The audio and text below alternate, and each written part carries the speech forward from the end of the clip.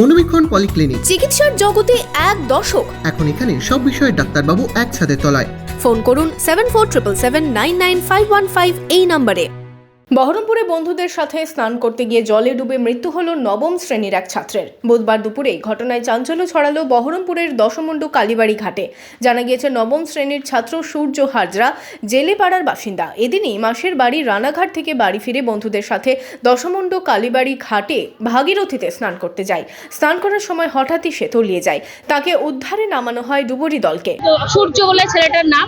এবার আমরা ওটা শুনে আমরা দৌড়ে আসি, এসে দেখি যে ঘোড়াতলার ঘাটে প্রথমে যাই, ওখানে নেই, তারপরে গোয়ালপাড়ার ঘাটে আসি, তারপরে এখানে দেখছি সবাই খোঁজাখুঁজি করছে। এখন খুঁজে পাওয়া গেছে বাচ্চাটাকে, ওকে হসপিটালে নিয়ে যাওয়া হয়েছে।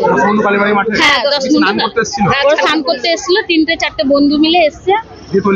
হ্যাঁ, কোথা থেকে পাওয়া গেল? এখন এই গোয়ালপাড়ার ঘাট থেকে পাওয়া গেছে। স্পিড বোট দিয়ে তল্লাশির সময় প্রায় ঘন্টা খানেক পর ওখান থেকেই উদ্ধার করা হয় সূর্য হাজরাকে। যদিও মুর্শিদাবাদ মেডিকেল কলেজ হাসপাতালে নিয়ে যাওয়া হলেও শেষ রক্ষা হয়নি। চিকিৎসকেরা তাকে মৃত বলে ঘোষণা করেন।